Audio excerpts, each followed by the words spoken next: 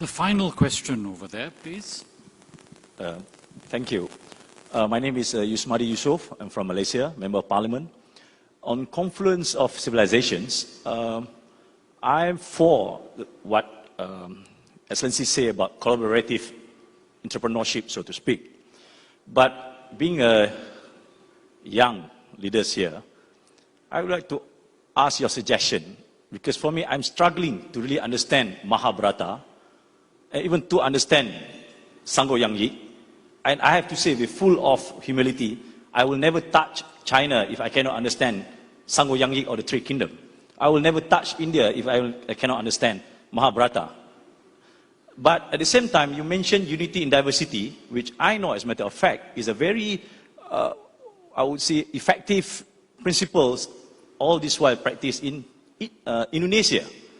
With all this strength in this region, can you suggest, I mean, taking the points of to have a righteous of heart, leadership of magnanimity, can you suggest something for someone like me or many more young leaders in this region? Thank you very much. Yeah, I have met so far 12 million young people below 25 years, last 10 years, 12 million people.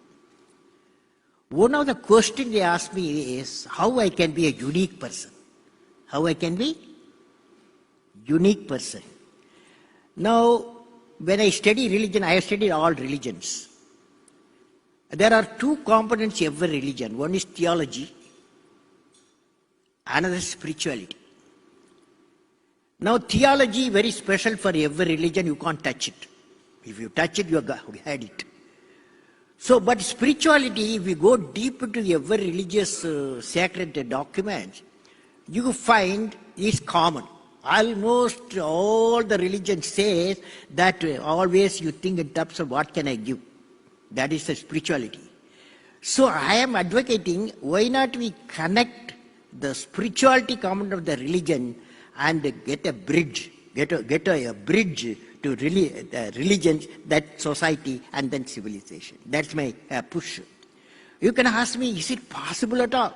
Is it possible to connect the religions? I give you an example.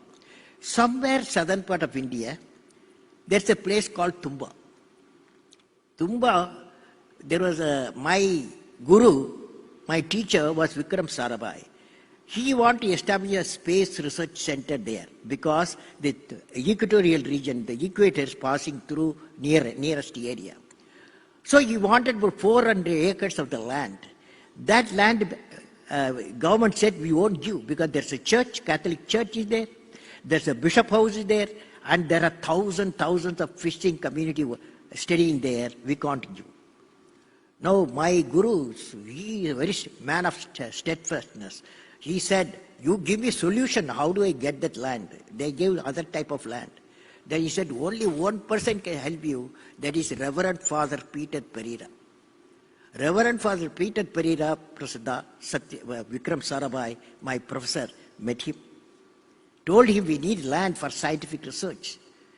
And Reverend Father said, Bishop said, oh Vikram, you are asking me my home, Bishop House, you are asking me my God's home, and you ask me my people's home, thousands, how can I give? But both of them, both Professor Vikram Sarabhai and Reverend Father Peter Pereira, they had commonality between them. They can smile at difficult time. They smiled. Next day, he was invited to the church, and he went to the church. Vikram Sarabhai went to the church, and the Bishop Reverend Father Peter Pereira introduced Vikram. Here is a scientist. What science do? Science helps people materially. It gives a telephone, it gives the mic, it gives the health care, it gives some prosperity, and agriculture productivity increases. And what preacher like me does, that is a bishop, what he does, he gives peace to the people. Peace to the people. So science and spirituality, religion, have to meet together. Can he use the land of 400 acres for scientific purpose? There was a pin drop silence. Then all of them, thousands of people, they got up, they said, Amen. The church was given. The bishop house was given. The whole place was given for scientific work. But here we see the two great minds of two religious minds, even spiritual and scientific mind, they work together. It is possible to connect the societies. And this is the type of message we should collect nationally, internationally, spread the message, connect the civilization and societies. Thank you, President Kalam. President Kalam demonstrated today that he straddles the pillars of scientists and technologists as well as that of a humanist. He has given us a thought-provoking address, and could I ask you to join me in thanking President Kalam?